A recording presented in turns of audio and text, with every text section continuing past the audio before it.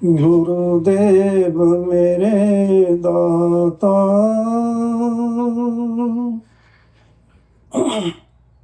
मेरा जन्म सफल कर दो। गुरुदेव मेरे दाता, मेरा जन्म सफल कर दो। गुरुदेव मेरे दाता, मेरा जन्म सफल कर दो। मैंने सौंप दिया जीवन, निज प्रीति से भर दो। मैंने सौंप दिया जीवन, निज प्रीति से भर दो। तेरे हुक्म के बाहिर मैं एक पग भी न जाऊं। तेरे हुक्म के बाहिर मैं एक पग भी न जाऊं। गुरुदेव मेरे दाता, मेरा जन्म सफल कर दो। गुरुदेव मेरे दाता, मेरा जन्म सफल कर दो। प्राणों की लगा बाजी, तेरा हुक्म बजा लाऊं।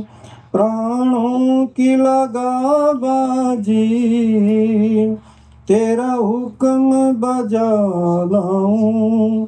तेरे नाम से रंगे मेरा मन, मन की मता हर लो। तेरे नाम से रंगे मेरा मन, मन की मता हर लो। गुरुदेव मेरे दाता, मेरा जन्म सफल कर दो। गुरुदेव मेरे दाता, मेरा जन्म सफल कर दो। तेरे चरणों की छाया तले रहे डेरा मेरे तन का। तेरी छाया तले रहे डेरा मेरे तन का। बड़े तेरे चरणों में अनुराग मेरे मन का। बड़े तेरे चरणों में अनुराग मेरे मन का। जो भाए तुझे मैं करूं, जो भाए तुझे मैं वो ही करूं। मुझे ऐसा ही वर दो, जो भाए तुझे मैं वो ही करूं। मुझे ऐसा ही वर दो। गुरुदेव मेरे दाता, मेरा जन्म सफल कर दो। गुरुदेव मेरे दाता, मेरा जन्म सफल कर दो। मैंने सौंप दिया जीवन, निज प्रीति से भर दो। गुरुदेव मेरे दाता, मेरा जन्म सफल कर दो। मेरे मन के मंदिर में गुरुदेव जी बस जाओ। मेरे मन के मंदिर में गुरुदेव जी बस जाओ। जिस ओर भी मैं देखूं, मुझे तुम ही नजर आओ। जिस ओर भी मैं देखूं, मुझे तुम ही नजर आओ। नजरों के नजारों में रूप अपना ही भर दो। नजरों के नजारों में रूप अपना ही भर दो। गुरुदेव मेरे दाता, मेरा जन्म सफल कर दो। गुरुदेव मेरे दाता, मेरा जन्म सफल कर दो। सब कहो भला मुझसे, जब तक मैं रहूं जग में। सब कहो भला मुझसे, जब तक मैं रहूं जग में। मेरा जीवन बढ़ता रहे उपकार के शुभ गुण में।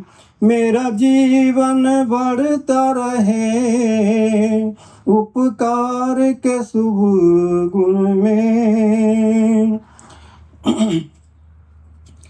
गुरुदेव मेरे दाता, मेरा जन्म सफल कर दो। गुरुदेव मेरे दाता, मेरा जन्म सफल कर दो। तेरा हाथ रहे सिर पर, आगे ही मेरा पग हो। तेरा हाथ रहे सिर पर, आगे ही मेरा पग हो। मेरा जीवन हो ऐसा जो अपने लिए ना हो।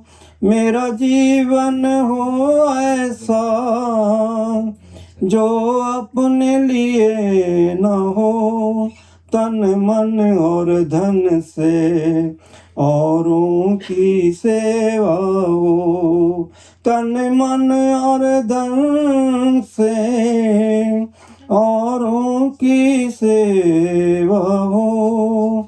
मुझे ऐसा जीवन दो, गुरु संगत की सेवा हो। मुझे ऐसा ही जीवन दो, गुरु संगत की सेवा हो। गुरुदेव मेरे दाता, मेरा जन्म सफल कर दो। गुरुदेव मेरे दाता, मेरा जन्म सफल कर दो। मैंने सौंप दिया जीवन, निज प्रीति से भर दो। जो नफरत करे हमसे, हम उनको प्यार करें। जो नफरत करें हमसे, हम उनको प्यार करें। जो करे हमारा बुरा, हम उनका सत्कार करें। जो करे हमारा बुरा, हम उनका सत्कार करें। दुख दर्द हो सबसे मुझे करुणा से भर दो। दुख दर्द हो सबसे मुझे करुणा से भर दो। गुरुदेव मेरे दाता, मेरा जन्म सफल कर दो। गुरुदेव मेरे दाता, मेरा जन्म सफल कर दो। गुरुदेव मेरे दाता, मेरा जन्म सफल कर दो। मेरे जीवन की नस नस में गुरु प्रेम की सरिता बहे। मेरे जीवन की नस नस में गुरु प्रेम की सरिता बहे। यही चाहना गुरु जी, इसे तुम पूरी कर दो। गुरुदेव मेरे दाता, मेरा जन्म सफल कर दो गुरुदेव मेरे दाता, मेरा जन्म सफल कर दो। तो प्रभु की प्यारी आत्माओं, ये जीवन जो हमें प्राप्त हुआ है ये बार बार नहीं मिलता, ये बड़े भागों से मिला हुआ है। और इस जीवन में जितना उपकार कर सकें, जितना भला कर सकें, जितना भी दीन दुखियों की सेवा कर सकें वो कम है। ये जीवन इसीलिए होता है, ये और किसी काम के लिए नहीं होता। लेकिन हमारा मन जो है वो मानता नहीं। दुनिया कहती है कि मैं ऐसा करूँगा, मैं वैसा कर लूँगा, वैसा कर लूँगा, लेकिन मन बहुत धोखा देता है। मन तो कहता है अभी ऐसा कर लो, अभी ऐसा कर लो, लेकिन जब हम आत्मा बन जाएं तो फिर सबके प्रति आपके अंदर वो प्यार की भावना जाग जाएगी। सबके प्रति, सबके सेवा के लिए आप तत्पर रहेंगे। वास्तव में इसीलिए हमें जीवन मिला है, ये और किसी काम के लिए नहीं है। ये 2 दिन का जीवन है, ज़्यादा लंबा नहीं है। इसमें अगर कोई ये सोचे कि हम पाप कर्मों से कुछ कर लेंगे, कुछ नहीं कर सकते। तो अपने जीवन में अच्छा काम कर लो और अच्छे बन जाओ। किसी से बात भी करो तो प्यार से करो।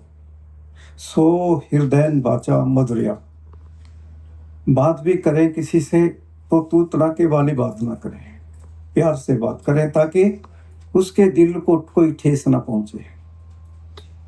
अगर किसी को ठेस पहुंचा दी तो फिर कर्म बन जाता है। इसलिए सबसे प्यार से बात करनी है, बड़े प्यार से मिलना, बड़े प्यार से मिलना। दुनिया में इंसान रहे, ना जाने किस भेष में मिल जाए बाबा भगवान रे, कोई पता नहीं है कि किस भेष में मिल जाए। तो इसलिए हम विनम्र होकर के अपने जीवन का यापन करें। जो थोड़ा सा जीवन मिला है उसका, तो अच्छे रहोगे और कोई दुख नहीं आएगा। दुख भी तभी आते हैं जब हम उल्टे काम करते हैं, एक दूसरे की बुराई करते हैं, एक दूसरे की चुगलिंदा करते हैं और दूसरों के लिए दुख देते हैं। तो ये अच्छी चीज़ें नहीं होती। दास को भी जो जीवन मिला है ये इसलिए है कि जितना भी उस मालिक ने बख्शिश करी है मेरे सतगुरु ने, उसको सब बांटा जाए, सबको सुख मिले, सबको शांति मिले, सबका भला हो। दास का जीवन तो इसीलिए है। और वैसे अगर महापुरुष इस संसार में आते हैं, कोई भी महापुरुष आते हैं, तो वो इसीलिए आते हैं कि संसार का सारे खंडों ब्रह्मांडों को सब कोई ऐसा ना रहे जहाँ तक गुरु की बख्शिश ना पहुँचे। तो गुरु तो कहीं भी बैठा है, कहीं भी बैठा होता है, लेकिन वो बख्शिश ही ऐसी होती है जो सारे खंडों ब्रह्मांडों को सुख पहुँचा देती है। वो बख्शिश ही ऐसी होती है, कहीं भी है। तो कोई भी है, गुरु का अगर कोई शिष्य प्यारा कोई शिष्य होता है, वो कहीं भी बैठा है, अगर किसी को उसको कोई तकलीफ है, कोई रोग है, वो जब याद करता है तो गुरु तो देख रहा होता है। लेकिन जब वो याद करता है, जैसे बच्चा होता है, बच्चे को जब भूख लगती है तो फिर वो रोता है और फिर माता जो होती है फिर उसको बड़े प्यार के साथ दूध पिलाती है। उसी प्रकार से गुरु भी अपने बच्चों का पूरी तरह से पूरा ध्यान रखता है, पूरा ख्याल रखता है कि कोई दुखी ना रह जाए, कोई दुखी ना हो। लेकिन हाँ, कुछ कर्म हमारे होते हैं, जो प्रारब्ध कर्म होते हैं, पहले क्रियामान कर्म होते हैं, क्रियामान के बाद सिंचित कर्म होते हैं, सिंचित के बाद फिर ये प्रारब्ध। सिंचित कर्मों में से कुछ कर्म मिलते हैं प्रारब्ध के, ये प्रारब्ध कर्मों की बनी हुई, और ये श्वास भी हमें गिनती से मिले हुए, और जो हमारे प्रारब्ध में लिखा है वो करना ही पड़ता है। लेकिन गुरु क्या करता है, अगर किसी को बहुत बड़ा कोई घटना होने वाली है तो उससे बचा देता है और थोड़ा सा भुगतान करा के उसको नर्म कर देता है। गुरु क्या नहीं कर सकता, गुरु सब कुछ कर सकता है, तो उसका भुगतान गुरु अवश्य कराता है, क्योंकि ये नेम है सृष्टि का। वो नियम नहीं बदलते, नेम नहीं बदलेंगे, वो करा देंगे लेकिन नर्म कर देंगे उसको, वो कर्म नर्म कर देते हैं। और अगर कोई बहुत बड़ा फांसी लगने वाली है, फंदा लगने वाला है, तो एक छोटी सा सुई जो करके ही उसका भुगतान कर देंगे। तो महापुरुष ऐसा करते हैं, उनमें बड़ी करुणा होती है बहुत, सबके प्रति। कोई भी है, किसी को दुखी नहीं देख सकते। जो भी कर्मों का भुगतान होता है वो कराते रहते हैं, और इसीलिए महापुरुष इस संसार में आते हैं। कहते हैं अगर संत न होते जगत में तो जल मरता है संसार। अगर संत महापुरुष इस संसार में ना आए तो सारा संसार जल जाएगा। तभी कहा है कि आग लगी आकाश में, जड़ जड़ पड़े अंगार, संत न होते जगत में तो जल मरता संसार। तो संत किसको कहते हैं?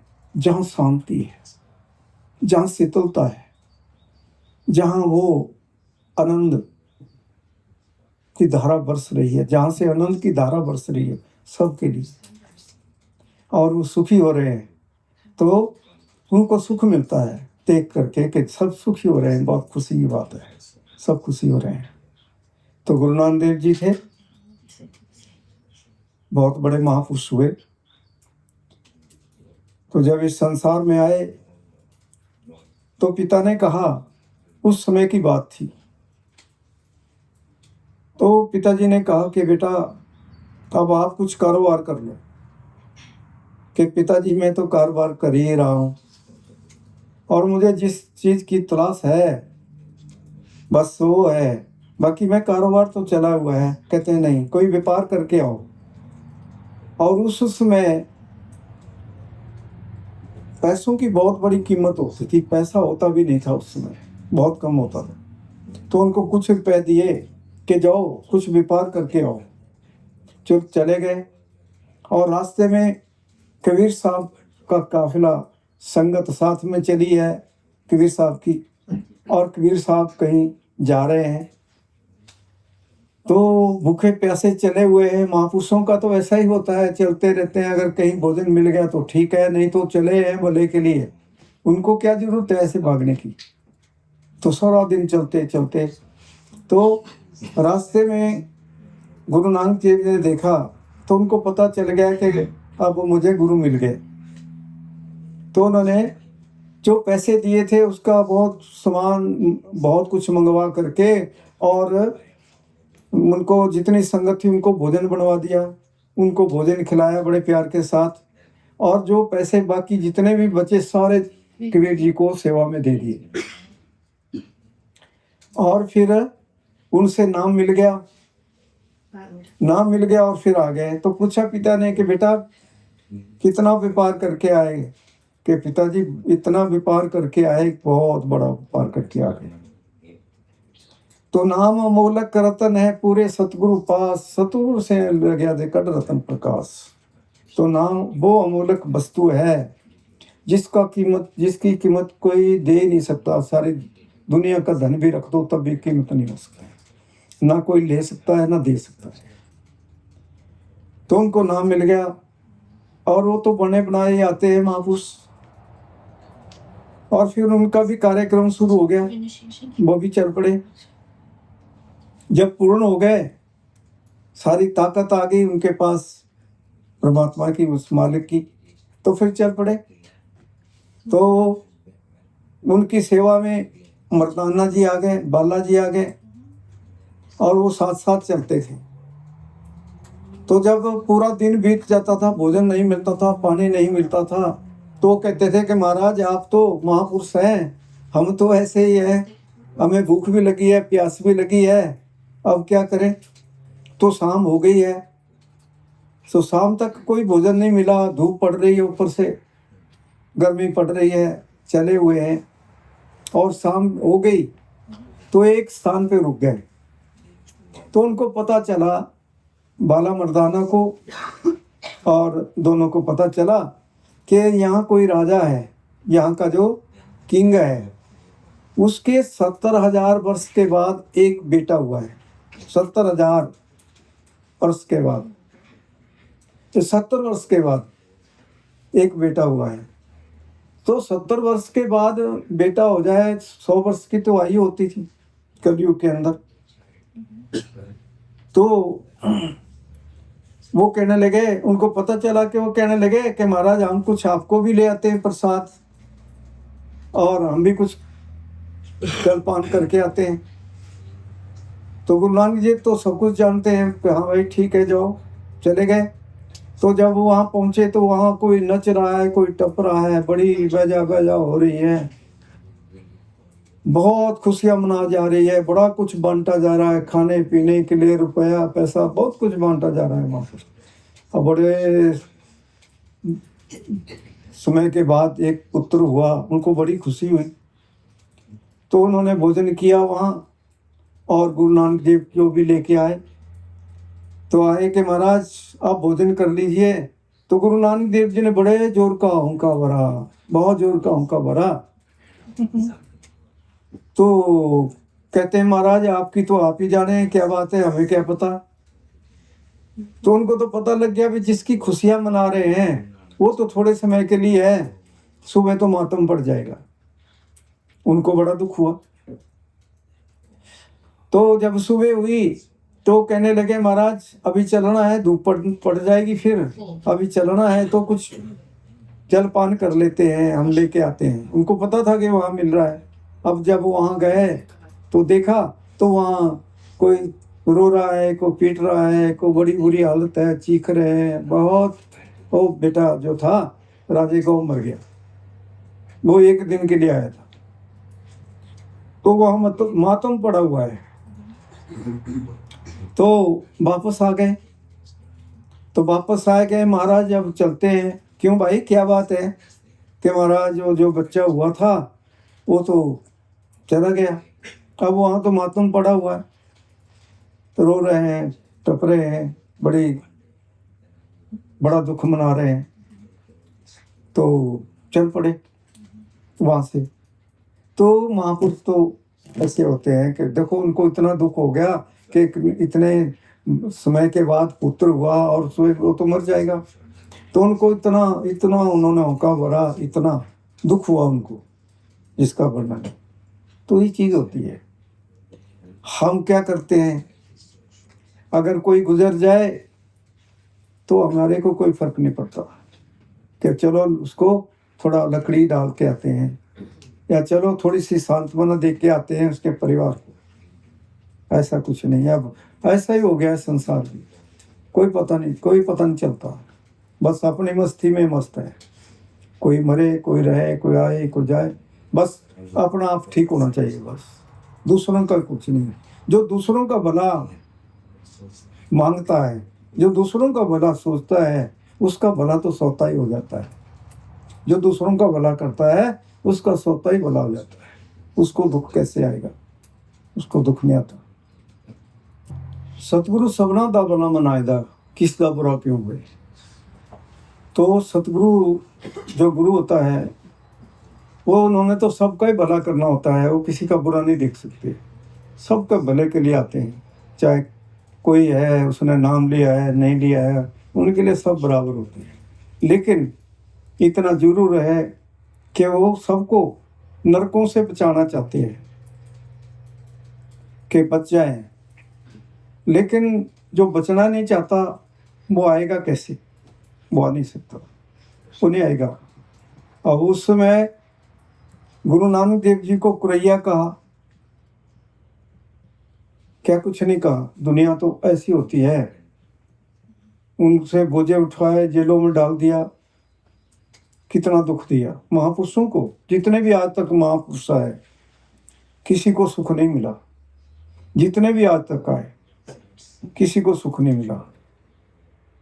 कोई ना कोई घटना होती है। तो ये काल का देश है, लेकिन गुरु तो सबको सुखी करना चाहता है। लेकिन कोई ये नहीं चाहता कि मैं भजन करूं और उस नाम को प्राप्त कर लूं और अपने जीवन को सफल बना लूं, अच्छा जीवन बना लूं। लेकिन जो गुरु के पास आ जाता है, फिर गुरु उसको ऐसे उसको सिंचता है, जैसे एक पौधा होता है, उसको पानी दे दे करके, गर्मी पड़ रही है, जल रहा है, उसको पानी दे दे करके सिंचा जाता है, ऐसे सिंचता है। और कभी नरकों की अग्नियों में सड़ने नहीं देता, वो न जाने नहीं देता उसमें, क्योंकि इस संसार तो ऐसा है कि अग्नियों से भरा हुआ है। यहाँ सुखी कोई नहीं है। नानक दुखिया सब संसार, सुखिया जाके नाम आधार। सुखी कौन हुआ है? ऐसे सुखी कोई नहीं है। एक न एक दुख न सबको सुखी हर को दास। सुखी कोई नहीं है, सभी दुखी है। कोई ना कोई दुख अवश्य लगा हुआ है। लेकिन सुखी कौन हुआ है? जिसको नाम का आधार मिल गया, जो उस नाम को जपता है, सुखी वही हुआ है। जिन नाम ध्याया गए मुसक्कत घाल, नानक ते मुख उजले केती छुट्टी नाल। तो उसी का छुटकारा हुआ है। और तो सब भवसागर में डूब जाएंगे। भवसागर ही अगम पंथ है, भवसागर ही अगम पंथ है, नदियां बहुत गंभीर। तो ऐसा भवसागर है जिसको कोई पार नहीं कर सकता। और वो नदी इतनी गहरी है कि वहाँ सब डूब जाते हैं, कुछ पता नहीं चलता कहाँ चला गया। सब डूब रहे हैं, सब गोते खा रहे हैं। नदियां बहुत गंभीर, नाव ना बेड़ा, कोई नाव नहीं है वहां पर, कोई बेड़ा नहीं है पार होने के लिए। केवल मात्र जिसको नाम मिल जाता है, तो फिर वो नाम रूपी नौका है जिसके ऊपर हम बैठ करके भवसागर से पार हो जाते हैं, वो है। तो भवसागरी का अगम पंथ है, नदियां बहुत गंभीर, नाव ना बेड़ा लोग अंधेरा, खे बैठे हैं बेपीर। घर तिरिया दंगी बैठी मात पिता सुतवीर, माल मुल्क की कौन चलावे संग न जात शरीर। लेके बोरत नर कुंड में व्याकुल हो शरीर, नर अब से चेतो माफ होए तकसीर।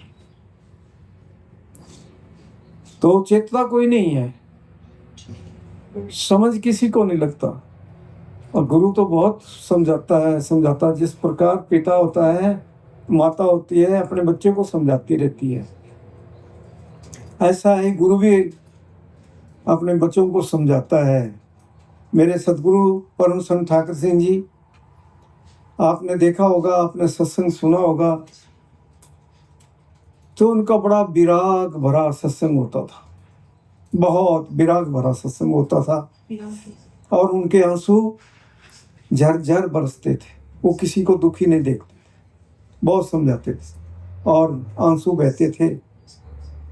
तो जो सच्चा सिख होता है, वो कभी अपने गुरु के आंसू नहीं देख सकता। वो अपने गुरु के आंसू नहीं देख सकता, उसके तो रोम रोम जल जाते हैं, वो देख नहीं सकता। और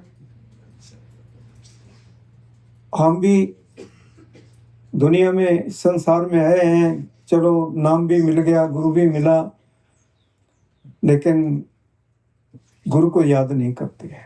कहते हैं कि कितनी भी मुसीबत आई हो, अगर गुरु के कितना भी दुख आया हुआ, कितना बड़ा दुख भी आ जाए इंसान को, अगर गुरु की याद में एक बहाया हुआ आंसू हजारों मन पापों को कक्षय कर देता है, सबको धो देता है और सुखदाई बन जाते हैं। इतनी बख्शिश मिलती है। गुरु ऐसा होता है। जो गुरु के प्यार में, गुरु की याद में एक आंसू भी बहा देता है तो इतनी बरकत होती है।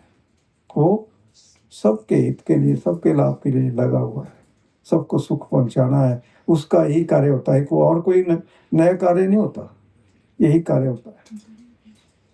और वो ये नहीं कहता कि ठीक है,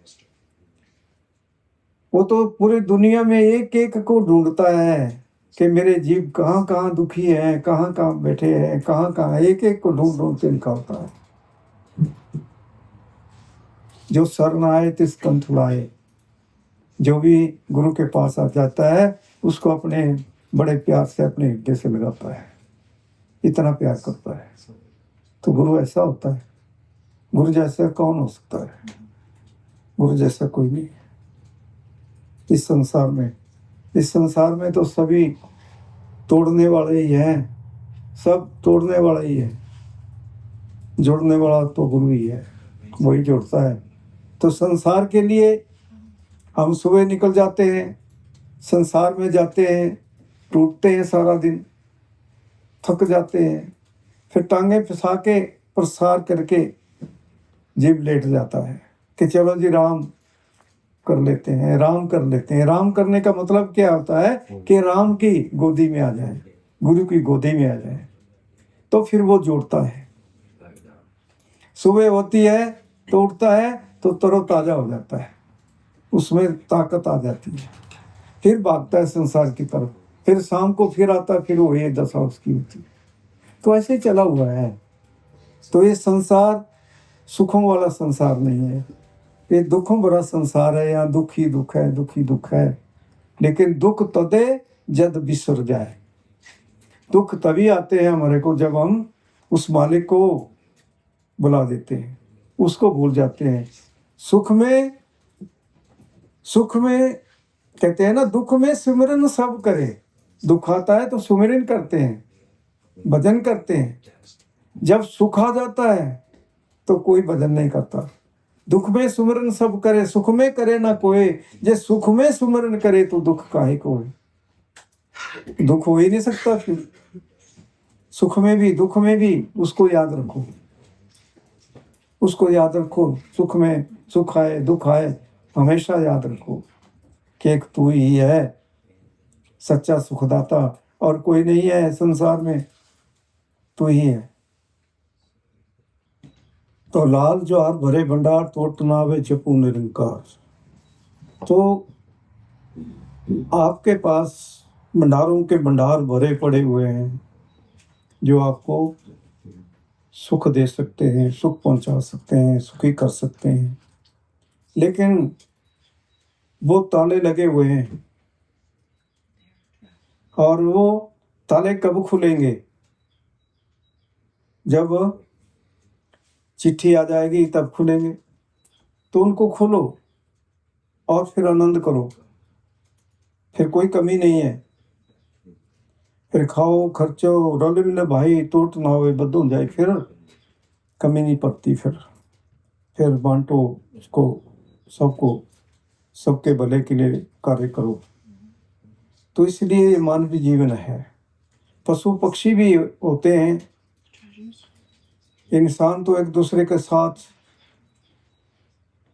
घृणा करता है, कोई दुष्टाई करता है, एक दूसरे का अनिष्ट करने में लग जाता है। वास्तव में ये नहीं पता कि ये कौन है और मैं कौन।